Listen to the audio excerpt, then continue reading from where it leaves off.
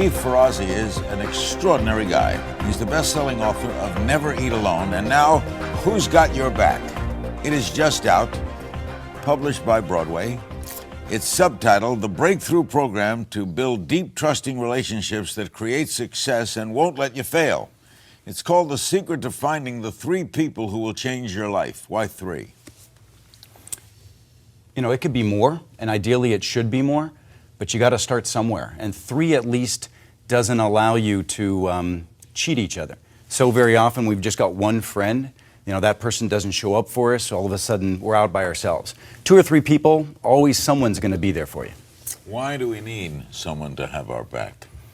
You know, these difficult times in this economy, there are too many people that are underliving, whose dreams and aspirations aren't being things that, they're parking them off to the side just in case of just having survival. The key is we recognize that inside of all of us, I think, is greatness. I think extraordinary things, and we need other people to pull them out. I don't know if you ever heard the story of Jean Nidich, who founded Weight Watchers. I know, yeah, I've heard it, sure. Extraordinary. I know the story. Well, what she realized was she was just out there dieting like the rest of them. That wasn't about knowing that she had to eat less or exercise a little bit more, but it was when she started doing it with her girlfriends that they started holding each other accountable for the things they wanted to do. That's the point. You have a company that does well. I mean, you advise companies, you do seminars. We advise individuals and large corporations to deepen the most important relationships to them, the teams, etc. You take a look at a company like right now, like Jamie Dimon at JP Morgan Chase. The fact that that executive team is so tight and cohesive has a lot to do with why they've avoided some of the same pratfalls and mistakes than some of the other banks have. How do you know how to get the right friends? Well, it's not the phonies. Yeah, it's trial and error, of course. But first of all, everything I think we know in our guts, and when we trust it versus spinning around in our heads and getting insecure, etc. But we talk about something called a long, slow dinner in the book. And it's an opportunity to sit with somebody and really look in their eyes and test whether or not they can hold you accountable. Biggest thing, will they tell you the truth?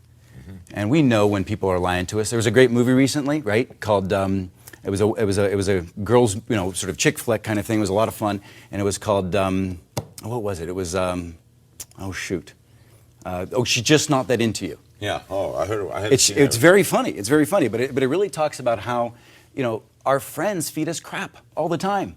They really do. They tell us what we think we want to hear, right, or they think we want to hear. That's not a friend. That's not a real friend.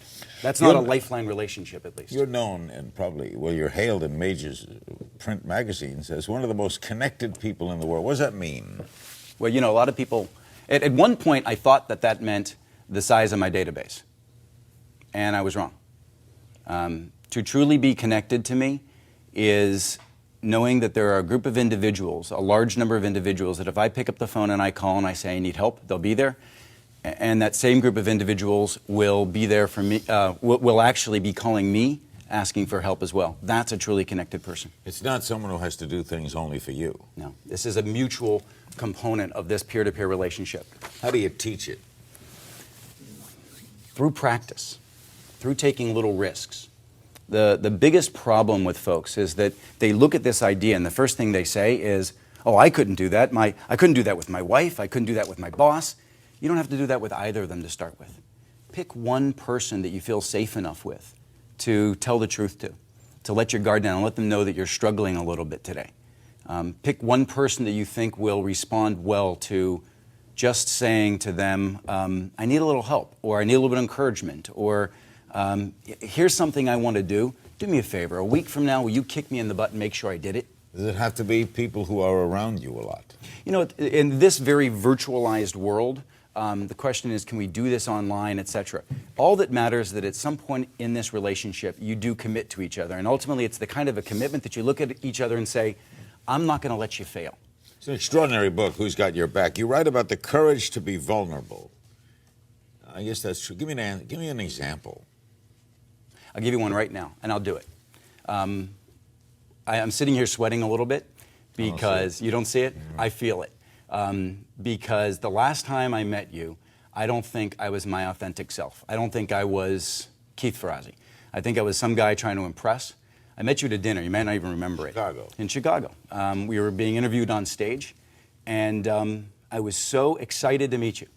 You know, obviously the platform that you have, the potential that if we actually clicked, and you know, I believe in this stuff, and I want to create a movement of people connecting with other people more authentically and seriously. And when I get nervous, I get bigger, and sometimes I brag and I perform, and other people get quiet and turn in, but I go out. And I did that at dinner, and I just felt myself going further and further away from you, which somebody I admired and wanted to get closer to. How did you start in this business? How did you become this? I was absolutely blessed by falling into it. First of all, I became it with my pop. My dad was a steel worker, unemployed for years and years because of the situation in the steel industry, so a lot of construction, etc. My mom was a cleaning lady. They made a commitment to their son. And I remember so many times driving home from Delillo's Italian Market and sitting on the side of the road with my pop and a loaf of warm Italian bread and a half a slice of salami, because Mom didn't let us eat that crap at the house, and just talking to Dad. And you know, he taught me so much of what I know today. And over the years, I learned how to get out of my own way and get back to some of those core values I learned when I was a kid. He had your back. Yeah, he's passed away 10 years ago, but he still does. Who should read this book? You know, it's interesting because this book is now being used by some of the titans of industry to help solidify the strength of their companies as they turn around into potential growth going forward.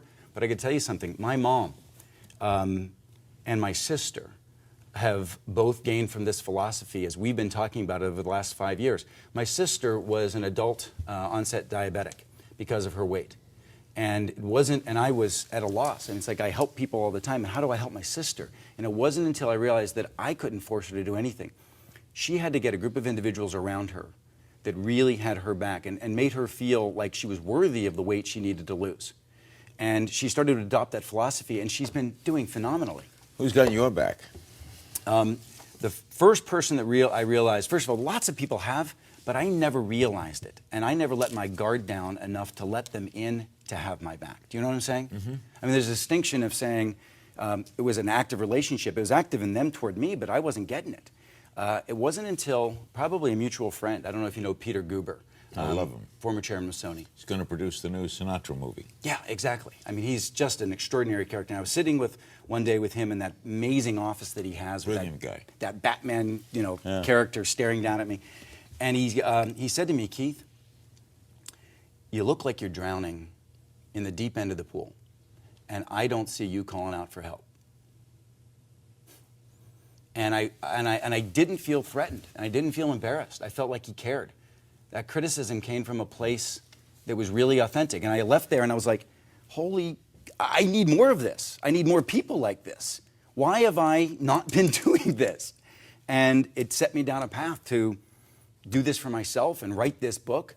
I mean, you may be the champion networker. That word's got such loaded dynamite of this. I meant it as a compliment. Well, thank you. I appreciate that. Well, I'll take it as a compliment. Thank you. Keith Ferrazzi is CEO of Ferrazzi Greenlight. He has counseled the world's top enterprises on how to dramatically accelerate the development of business relationships to drive sales, spark innovation, and create team cohesion. Terrific. The book is Who's Got Your Back? He also wrote Never Eat Alone. He's Keith Ferrazzi.